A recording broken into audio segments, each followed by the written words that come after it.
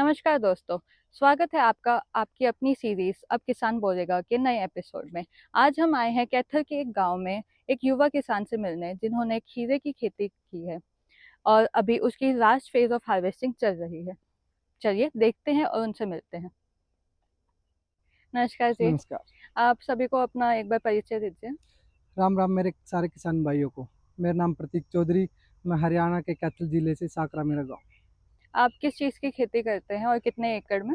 मेरे पास 7 या 8 एकड़ है, जिसमें मैं 2 एकड़ में नेट हाउस की खेती करता हूँ, जिसमें मैं गर्मियों में खीरा और सर्दियों में शिमला मिर्च लगाता हूँ। तो आप ये जो खीरा और शिमला मिर्च लगाते हैं उससे पहले आप मतलब खेत कैसे तैयार करते हैं, क्या करते हैं? पहले खेत मिट्टी को बांधते हैं, हम्म। फिर बेड बनाते हैं, गोबर खाद डालते हैं, फिर दोबारा बेडों को बांधते हैं, फिर बेड बना के फिर हम सीड प्लांटिंग करते हैं। अच्छा, मतलब आपने डबल बेड बनाया फिर उसमें सीड डालते हाँ हैं और जी। बीच में आप गोबर खाद से मिट्टी हाँ रेडी जी। करते हैं।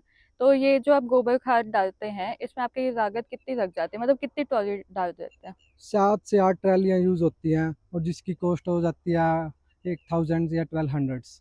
और लगभग लास्ट में जो टोटल करे तो 15 से 16 हज़ार।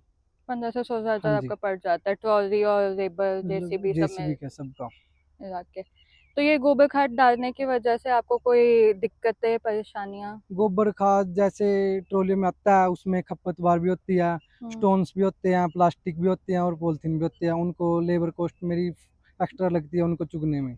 अच्छा, आपको वो निकालना पड़ता है हाँ। सारी चीज़ें। और फिर वो इकट्ठा करना पड़ता है, वो बाहर डालना पड़ता है। अच्छा अच्छा। तो इस बार आपने क्या अलग किया है? इस बार मैंने बायोचार यूज़ किया है, जिसमें ना तो मेरी लेबर कॉस्ट लगी, बहुत ही कम लेबर कॉस्ट लगी, और बेडों पे मैंने छिड़काव किया। अच्छा, आपने मतलब इसको कैसे डाला है? पहले एक बार बेड बना लिए सिंगल, फिर उसमें छिड़काव करके दोबारा फिर बेड डबल बेडिंग कर दी। डबल बेडिंग करके। वैसे आपको बायोचार के बारे में पता कैसे लगा? वो एक्चुअली गोरंडा एग्जीबिशन हुई थी, वहाँ पापा अच्छा जी अच्छा। गए हुए थे, वहाँ से पता लगा था, पापा जी ने मेरे को बताया, फिर मैंने गूगल से सर्च किया था। अच्छा ठीक है। तो बायोचार डाल के आपने किस चीज़ की खेती की? खीरा ही लगाया था। तो आपको खीरे में कुछ अंतर या कुछ दिखा? पिछली बार से बिल्लों ने अच्छी ग्रोथ किया और अच्छी यील्ड प्राप्त हुई। जो अच्छा मेरी हार्वेस्टिंग थी वो पिछली बार से 2 गुना बेटर है। ठीक है। तो मतलब आप कह रहे हैं कि बेल अच्छे थे और आपकी हार्वेस्टिंग भी हाँ अच्छी जी। हुई है। अभी जो ये लगे हुए हैं क्या ये वही खीरे हैं? हाँ जी, वही खीरे हैं। अच्छा। आज मुझे लगता है कि आज आखिरी दिन है इनकी हार्वेस्टिंग का। हाँ हाँ जी, आज लास्ट हार्वेस्टिंग है। ठीक है। तो आपको और क्या-क्या अंतर लगा? मिट्टी में कुछ अंतर लगा? मिट्टी की नमी को बनाए रखता है।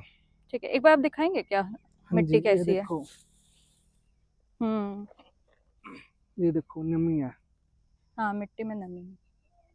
ये इसमें आपने बायोचार का हाँ इस्तेमाल जी, किया है। बायोचार यूज़ किया था मैंने।